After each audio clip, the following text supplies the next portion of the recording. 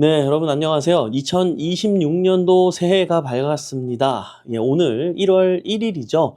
여러분들 25년 어떻게 보내셨습니까? 그리고 26년도 어떤 생각으로 지금 어떤 마음으로 혹시 이 방송을 보고 계십니까? 예, 댁내 두루 작년보다 올해 더 건강하시고 올해 더 부자 되시고 올해 더 행복하게 사셨으면 좋겠습니다. 자, 여지없이 출발을 합니다. 휴일이지만 오늘은 좀 특별하지 않습니까? 그래서 매주 목요일에 진행하는 목요야경 오늘은 진행합니다. 반갑습니다, 여러분. 저는 이성재 멘토입니다. 네. 그럼 본론으로 들어가서 오늘 주제 제목을 한번 얘기해 볼까요? 여러분, 참 언제나 상승론자, 폭락론자, 하락론자, 다양한 분들이 정말 이런저런 목소리로 부동산은 항상 뜨거운 감자에 있는 것 같습니다. 이번 정권에는 어떻게 될 거야? 저번 정권에는 이랬잖아. 뭐 이런 나름대로 항상 평가도 하고 또 예측도 하고 이런 일들이 항상 벌어지는데요. 여러분들은 올해 어떨 거라고 생각하십니까? 저도 뭐 생각하는 게 있지만 오늘은 제가 중립을 좀 지켜보고 상승론자의 입장에서 이야기들 그리고 하락론자들의 입장에서의 이야기들을 가지고 오늘은 그래서 결론을 한번 내볼게요. 모두가 인정하는 투자 방향은 뭔지 요것까지 한번 얘기해 보려고 하거든요. 좀 재밌을 것 같습니다. 대부분 이 유튜브라든지 SNS에서 말씀하시는 분들의 주요 핵심들만 다 모아왔어요. 여러분도 한번 들어보십시오. 자, 그럼 이렇게 보시면서 말씀 나눌게요. 잠시만요. 야, 이게 요즘 AI가 대단하죠? 예, 명령을 했더니 진짜 그럴싸하게 썸네일이 나왔습니다. 부동산 불패. 부동산 버블 붕괴 정말 VS가 느껴지죠, 여러분? 모두가 인정하는 투자 방향 상승론자 대 하락론자 지금 출발합니다. 자, 먼저 상승론자에 대한 이야기입니다. 일단 공급이 절벽이다. 예, 그리고 올해, 내년, 후년에도 지금 계획이 없다. 뭐 이런 이야기죠. 아파트 입주 물량이 너무나도 감소했다. 뭐 연결된 이야기죠. 금리가 하향 조정될 거고 유동성 때문에라도 또 상승이 될 수밖에 없다. 전세 상승이 매매로 전이가 되고 있다. 전세가 자꾸 오르게 되고 이거는 지금 전세 품귀 현상이 일어남과 동시에 월세도 오르고 지금 매매가도 오르고 이런 현상이 일어났다라고 얘기를 하고 있는 거죠. 가구 세대 수가 계속 증가하고 있다. 인구수와 상관없이 가구 수와 세대 수가 증가하기 때문에 계속 부족하다. 정책이 세금보다 공급, 금융으로 가면 상승 쪽 기대를 더 강화하게 생각할 수밖에 없다. 뭐 이런 이야기입니다. 관련해서 기사들도 좀 찾아봤습니다. 내년 주택 공급 확 줄어드는데 공급 대책 인사는 하문차사 해주셨어요. 내년 서울 아파트 입주 물량 해가지고 막 나오죠, 여러분. 25년도, 26년도 해가지고 내년 주택 매매 가격 전망 이렇게 나왔습니다. 전국은 어떻고요? 서울은 또 어떻고 지방은 어떻고요? 하여간 올해도 지금 심각하게 안 좋았는데 내년에도 더 안 좋을 것으로 이렇게 그래프가 나오고 있죠.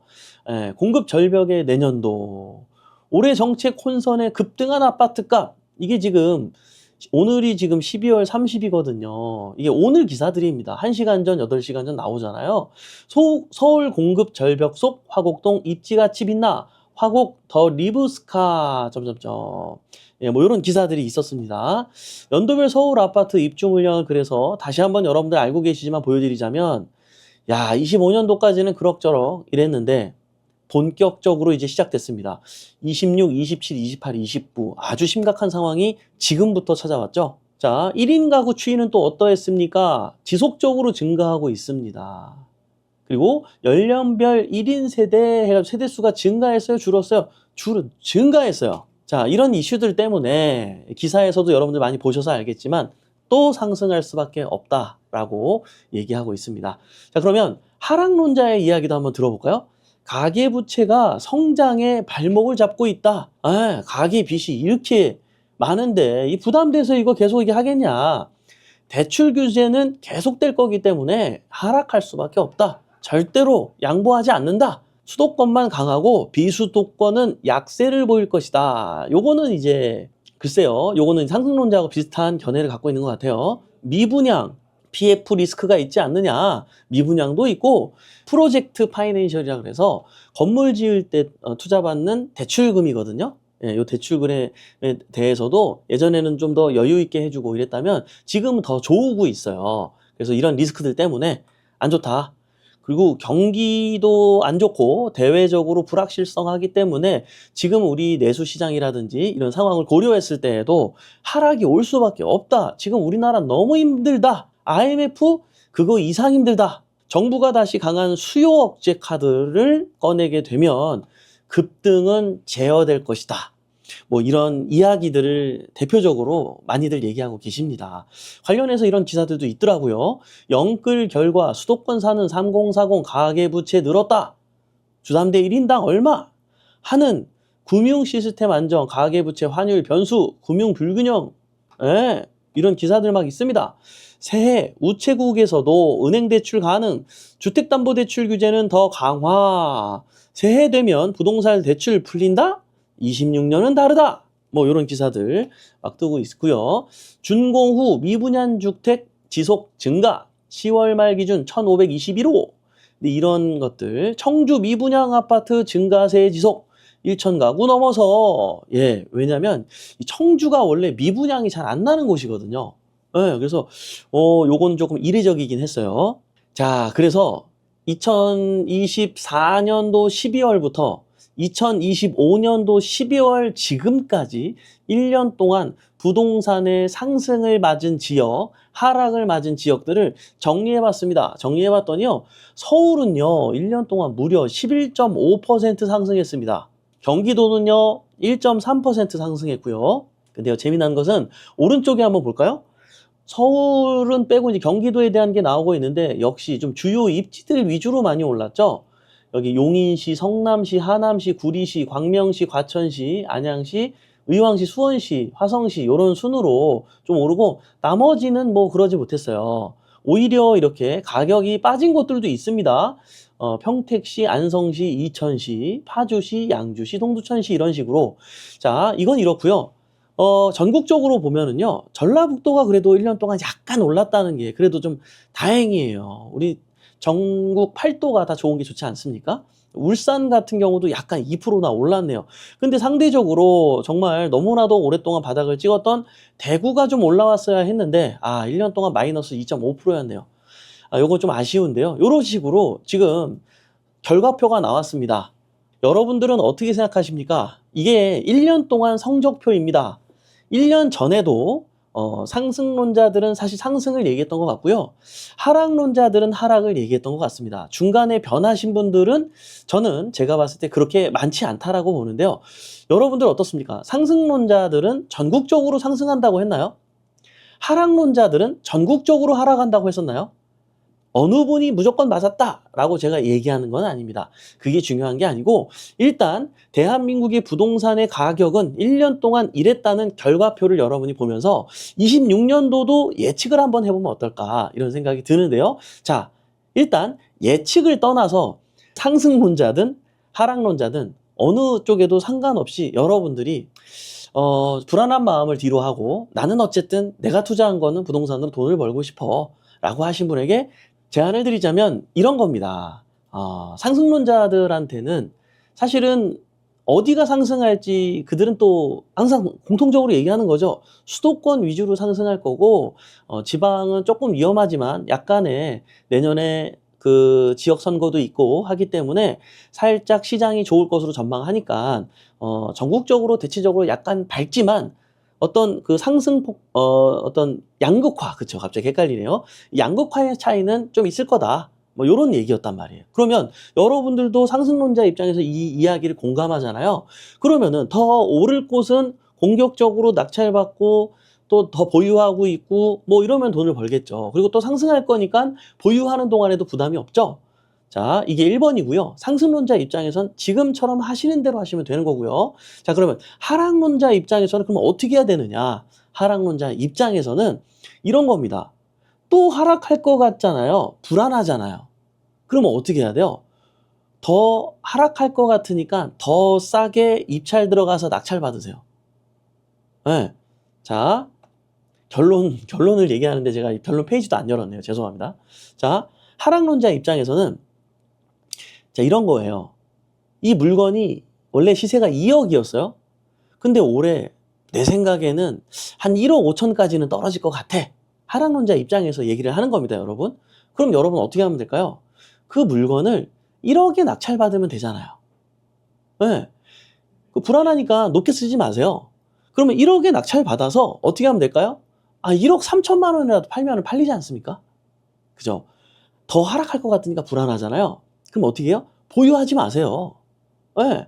그냥 낙찰 받아가지고 2억짜리를 1억 5천까지 떨어질 것 같아. 이미 한 3천만 원 떨어졌어. 1억 7천까지 내려왔어요. 그럼 불안하잖아요. 그럼 나 얼마에 낙찰 받아? 1억에 낙찰 받으세요. 그리고 1억 5천 될 것 같으니까 1억 5천 되기 전에 빨리 팔아야지. 그럼 얼마에 팔아요? 한 1억 3천에 팔으세요. 그러면은 뭐 세금 떼고 대충 2천만 원이라도 벌잖아요. 그죠, 여러분? 하락이 고민된다 그러면 그 하락의 시기에서 그냥 여러분이 받으세요. 그러면 되잖아요. 여러분, 원래 하락될 것 같을 때가 입찰자도 많이 안 들어오고 경쟁도 적어요. 제가 예를 들어서 요거 하나 보여드릴게요. 분당 구미동에 있는 아파트인데요. 이때 미국의 자이언트 스텝이 터졌을 때예요. 우리 교육생분께서 단독 낙찰 받았어요.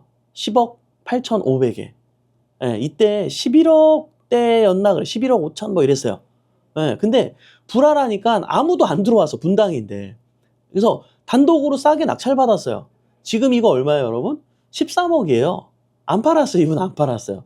이분은 그냥 어차피 내가 살아도 되고 분당은 다시 또 정거점 올 거니까 이런 마음으로 이거를 계속 보유했단 말이에요. 전세 세팅하고 보유했어요. 지금 올랐어요, 안 올랐어요? 올랐죠? 여러분, 이것 말고도 뭐 다양한 방법들이 있는데요. 저는 이 이야기는 상승론자가 됐든 하락론자가 됐든 다 인정할 거라고 생각을 합니다. 제가 배프 옥션을 오픈한 지 무려 벌써 10년이나 됐습니다. 저희 10년 전에 그때 합정동 사무실에 있을 때 우리 교육생들한테 저희가 지그재그 투자법이라 그래서 그런 투자를 많이 하게 했어요. 그게 뭐냐면요. 서울에 있는 물건을 낙찰받아서 전세로 비싸게 세팅하면 투자금이 늘어나요. 늘어난 투자금으로 경기도나 이런 데 좀 괜찮은 지역에 물건을 낙찰받고 월세를 받는 거예요. 이런 식으로 지그재그 하다 보면 투자금도 늘리면서 월세도 막 늘어나고 이러면서 자산이 불어났었어요. 근데 이게 그때는 그게 되게 재밌었던 이유가 뭐냐면 그러다가 갑자기 재개발지로 갑자기 진행이 되고 부가연동 같은 데 이제 그때 그랬죠.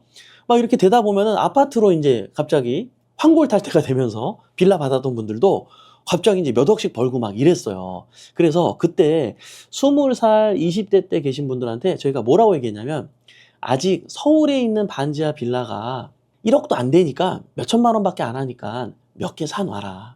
10년 후에 친구들하고 정말 다른 삶을 살게 될 거야. 그 중에 한 개, 두 개만 재개발돼서 아파트로 변신해도 몇 억씩 버는 거야.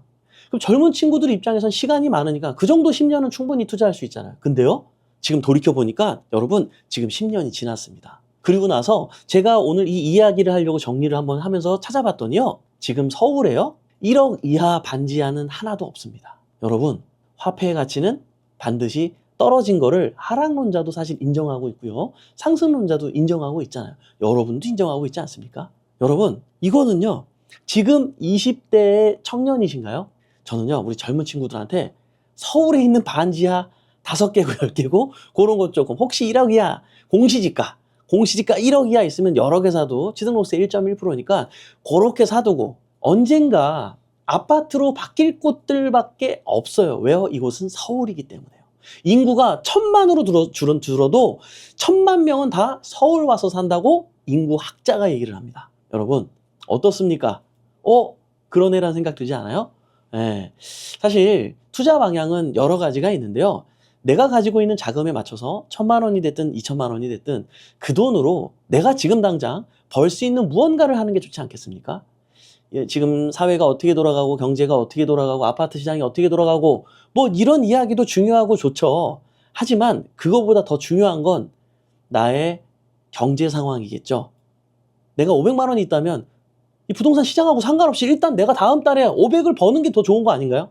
그 1,000만 원이라는 종잣돈으로 6개월 만에 1억 5천을 만든 우리 교육생처럼 지금 당장 내가 할 수 있는 부동산 시장이랑 상관없이 그렇게 버는 게 더 중요한 거 아닐까요, 여러분?